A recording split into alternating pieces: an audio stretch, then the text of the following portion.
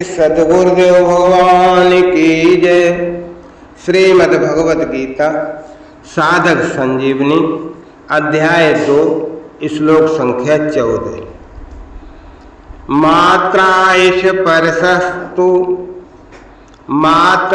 स्पर्शस्तु कौन्तेय शीतोष्ण सुख दुःखदा आगमापायनो नित्यास् तांतिष्ठु भारत। कौन्तेय, हे कुंती नंदन, मात्रा स्पर्श इंद्रियों के विषय जड़ पदार्थ मात्रा स्पर्श कहलाते। तो शीतोष्ण, तू माने तो शीतोष्ण सुख दुखद, शीत अनुकूलता, उष्ण प्रतिकूलता के द्वारा सुख और दुख देने वाले हैं, तथा आगमा पायना आने जाने वाले हैं। अनित्या अनित्य। भारत, हे भरत वंशोद्भव अर्जुन, तान तितिच्छु, उनको तुम सहन करो।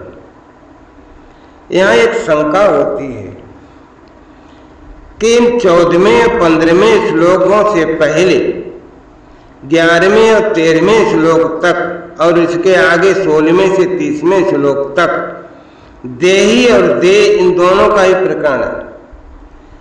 फिर बीच में ये मात्रा स्पर्श के ये 2 श्लोक प्रकरण से अलग कैसे आए?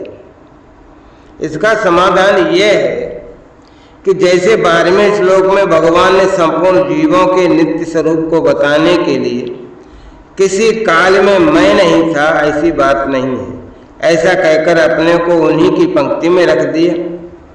ऐसे शरीर आदि मात्र प्रकृति पदार्थों को अनित्य विनाशी परिवर्तनशील बताने के लिए भगवान ने यहाँ मात्रा स्पर्श की बात कही। तो नित्य तत्व से देहादि अनित्य वस्तुओं का अलग बताने के लिए तू पद का आया। मात्रा स्पर्श, मात्रा जिनसे माप तौल होती है उसे मात्रा कहते हैं। जिनसे ज्ञान होता है उस ज्ञान के साधन इंद्रियां और अंतःकरण का नाम मात्रा है। मात्रा से अर्थात इंद्रियों और अंतःकरण से जिनका संयोग होता है उनका नाम स्पर्श है। अतः इंद्रियां और अंतःकरण से जिनका ज्ञान होता है ऐसे सृष्टि के मात्र पदार्थ मात्रा स्पर्शा हैं। यहाँ मात्रा स्पर्शा पद से केवल पदार्थ ही क्यों लिए जाए? पदार्थों का संबंध क्यों न लिया जाए? अगर हम यहाँ मात्रा स्पर्शा पद से केवल पदार्थों का संबंध ही लें तो उस संबंध को आगमा पायना, आने जाने वाला नहीं कह सकते, क्योंकि संबंध की स्वीकृति केवल अंतःकरण में न होकर स्वयं में होती है और स्वयं नित्य है, इसलिए उसमें जो स्वीकृति हो जाती है वह भी नित्य जैसी ही हो जाती है। जब स्वयं तक उस स्वीकृति को नहीं छोड़ता तब तक वो स्वीकृति ज्यों की त्यों बनी रहती। अर्थात पदार्थों का वियोग हो जाने पर भी, पदार्थों के न रहने पर भी उन पदार्थों का संबंध बना रहता है। यह माना हुआ संबंध केवल अस्वीकृति से, अपने में न मानने से ही मिटता है। अपने सत्य स्वरूप में संबंध है ही नहीं, हुआ नहीं, हो सकता भी नहीं, परंतु माने हुए संबंध के स्वीकृति के बिना कितना ही त्याग किया जाए, कितना ही कष्ट भोगा जाए, शरीर में कितना ही परिवर्तन हो जाए, कितनी तपस्या की जाए, तो भी माना हुआ संबंध मिटता नहीं है, प्रत्येक ज्यों का त्यों ही बना रहता है। जैसे कोई स्त्री विधवा हो गई, अर्थात उसका पति से सदा के लिए वियोग हो गया, पर 50 वर्ष के बाद भी उसको कोई कहता है कि यह अमुक की स्त्री है, तो उसके कान खड़े हो जाते हैं। इससे सिद्ध हुआ कि संबंधी यानी पति के न रहने पर भी उसके साथ माना हुआ संबंध सदा बना रहता है। इस दृष्टि से उस संबंध को आने जाने वाला कहना बनता नहीं है। अतः यहाँ मात्रा स्पर्शा पद से केवल पदार्थों का संबंध न लेकर मात्र पदार्थ लिए गए। शीतोष्ण सुख दुखद, यहाँ शीत और उष्ण शब्द अनुकूलता प्रतिकूलता के वाचक है। अगर इनका अर्थ सर्दी गर्मी लिया जाए तो ये केवल तुग इंद्री यानी त्वचा के विषय हो जाएंगे, जो एक देशीय हो जाएंगे। अतः शीत का अर्थ अनुकूलता और उष्ण का अर्थ प्रतिकूलता लेना ही ठीक मालूम देता है। मात्र पदार्थ अनुकूलता प्रतिकूलता के द्वारा सुख दुख देने वाले हैं। जिसको हम चाहते हैं ऐसे अनुकूल वस्तु, ऐसी अनुकूल व्यक्ति, परिस्थिति, घटना, देश काल आदि के मिलने से सुख होता है। जिसको हम नहीं चाहते ऐसे प्रतिकूल वस्तु, व्यक्ति, परिस्थिति आदि के मिलने से दुख होता है। तो यहाँ अनुकूलता और प्रतिकूलता का कारण है, सुख दुख का कार्य है। वास्तव में देखा जाए तो इन पदार्थों में सुख दुख देने की सामर्थ्य नहीं है। मनुष्य इनके साथ संबंध जोड़कर इनमें अनुकूलता प्रतिकूलता की भावना कर लेता है, जिससे ये पदार्थ सुख दुख देने वाले दिखते हैं। अतः भगवान ने यहाँ सुख दुखदाहा कहा है। आगमा पायना मात्र पदार्थ आदि अंत वाले, उत्पत्ति और विनाशशील, आने जाने वाले में ठहरने वाले नहीं है, क्योंकि वे उत्पत्ति से पहले नहीं थे और विनाश के बाद भी नहीं रहेंगे। इसलिए वो क्या है, आगमा पाई, आते और जाते। अनित्या, अगर कोई कहे कि वे उत्पत्ति से पहले और विनाश के बाद भले ही ना हो पर बीच में तो रहते ही होंगे, तो भगवान कहते हैं अनित्य होने से वे मध्य में भी नहीं रहते, वे प्रतिक्षण बदलते रहते हैं। इतनी तेजी से बदलते हैं कि उनको उसी रूप में दोबारा कोई देख ही नहीं सकता, क्योंकि एक क्षण पहले जैसे भी थे दूसरे क्षण वैसे रहते नहीं। इसलिए भगवान ने उनको अनित्या कहा है। केवल दो पदार्थ ही अनित्य और परिवर्तनशील नहीं है। केवल वे पदार्थ ही अनित्य और परिवर्तनशील नहीं है, प्रत्येक जिनसे उन पदार्थों का ज्ञान होता है वे इंद्रियां अंतःकरण ही परिवर्तनशील हैं। उनके परिवर्तन को कैसे समझो, जैसे दिन में काम करते करते शाम तक इंद्रियां आदि में थकावट आ जाती है और सवेरे तृप्ति पूर्वक नींद लेने पर उनमें फिर ताजगी आई थी और शाम तक वो नहीं रहती, इसलिए पुनः नींद लेनी पड़ती है। तो जिससे इंद्रियों की थकावट मिटती है और ताजगी का अनुभव होता है, जैसे जागृत अवस्था में प्रतिक्षण थकावट आती रहती है, ऐसे नींद में प्रतिक्षण ताजगी आती रहती है।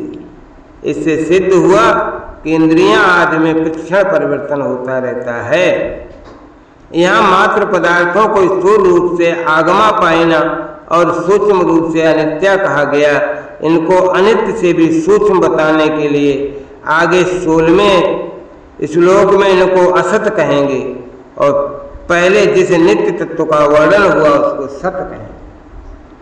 तांस तितिक्षु भारतः, ये जितने मात्रा स्पर्श हैं, इंद्रियों के विषय हैं, उनके सामने आने पर ये अनुकूल है और ये प्रतिकूल है ऐसा ज्ञान होना दोष नहीं है।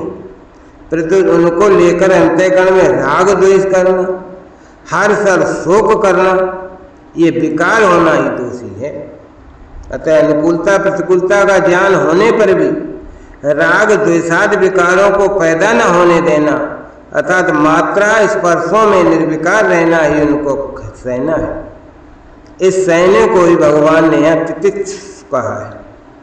दूसरा भाव एक और है कि शरीर, इंद्रियां, अंतःकरण आदि की क्रियाओं का, अवस्थाओं का आरंभ और अंत होता है, उनका भाव और अभाव होता है।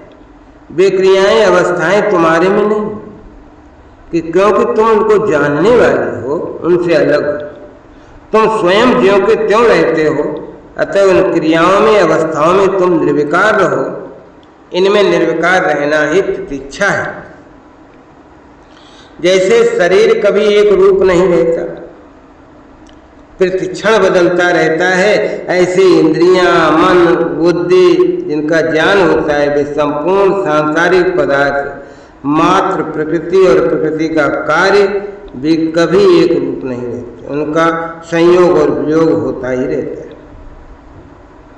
जिन पदार्थों को हम चाहते हैं उनके संयोग से हमें सुख होता है और वियोग से दुख होता है, और जिन पदार्थों को हम नहीं चाहते उनके वियोग से सुख होता है और संयोग से दुख होता है। पदार्थ भी आने जाने वाले और अनित्य हैं। ऐसे जिनसे पदार्थों का ज्ञान होता है वे इंद्रियां और अंतःकरण भी आने जाने वाले और अनित्य हैं। पदार्थों से होने वाला सुख दुख भी आने जाने वाला अनित्य है, परंतु स्वयं सदा ज्यों का त्यों रहने वाला है, निर्विकार है, नित्य है। अतः उनको सह लेना चाहिए और उनके संयोग वियोग को लेकर सुखी दुखी नहीं होना चाहिए, प्रत्युत निर्विकार रहना चाहिए। सुख और दुख दोनों अलग अलग होते हैं, पर उनको देखने वाला तो एक ही होता है। उन दोनों से अलग निर्विकार होता है। परिवर्तनशील को देखने से स्वयं स्वरूप की अपरिवर्तनशीलता निर्विकारता का अनुभव होता है। यहाँ शीत शब्द अनुकूलता और उष्ण शब्द प्रतिकूलता का वाचक है। तात्पर्य है कि ज्यादा सर्दी पड़ने से भी वृक्ष सूख जाता है और ज्यादा गर्मी पड़ने से भी वृक्ष सूख जाता है। परिणाम में सर्दी और गर्मी दोनों एक ही हैं। इस तरह अनुकूलता और प्रतिकूलता भी एक ही हैं। इसलिए भगवान इन दोनों को ही सहने की अर्थात इनसे ऊंचा उठने की आज्ञा देते हैं। सुख दुख हर्ष शोक राग द्वेष काम क्रोध आदि आने जाने वाले हैं, ये बदलने वाले हैं, पर स्वयं तो ज्यों का त्यों रहने वाला है। साधक से यह बहुत बड़ी भूल होती है कि वो बदलने वाली दशा को देखता है, स्वयं को नहीं देखता, पर स्वयं को स्वीकार नहीं करता। दशा पहले भी नहीं थी, पीछे भी नहीं रहेगी, अतः बीच में दिखने पर भी वो है नहीं, परंतु स्वयं में आदि अंत और मध्य है ही नहीं। दशा कभी एक रूप रहती नहीं और स्वयं कभी अनेक रूप होता नहीं। जो देखता है वह भी दशा है, जो देखने वाली बुद्धि है वो भी दशा है, जानने में आने वाली भी दशा है, जानने वाली भी दशा है। स्वयं न देखने वाला है न देखने वाला है, न जानने में आने वाला है न जानने वाला है। ये देखने वाला देखने वाला आदि सब दशा के अंतर्गत हैं। देखने वाला तो नहीं रहेंगे, पर स्वयं रहेगा, क्योंकि दशा तो मिट जाएगी पर स्वयं रह जाएगा। तात्पर्य है कि देखने वाले जो दृश्य हैं, तो दृश्य के साथ संबंध होने से ही स्वयं देखने वाला दृष्टा कहलाता है। अगर देखने वाले का साथ संबंध न रहे तो स्वयं रहेगा, पर उसका नाम देखने वाला तब नहीं रहेगा। इसी तरह शरीर के साथ संबंध होने से स्वयं चिन्मात्र सत्ता शरीर ही कहलाता है। अगर शरीर के साथ संबंध न रहे तो स्वयं रहेगा, पर फिर उसका नाम शरीर ही नहीं रहेगा।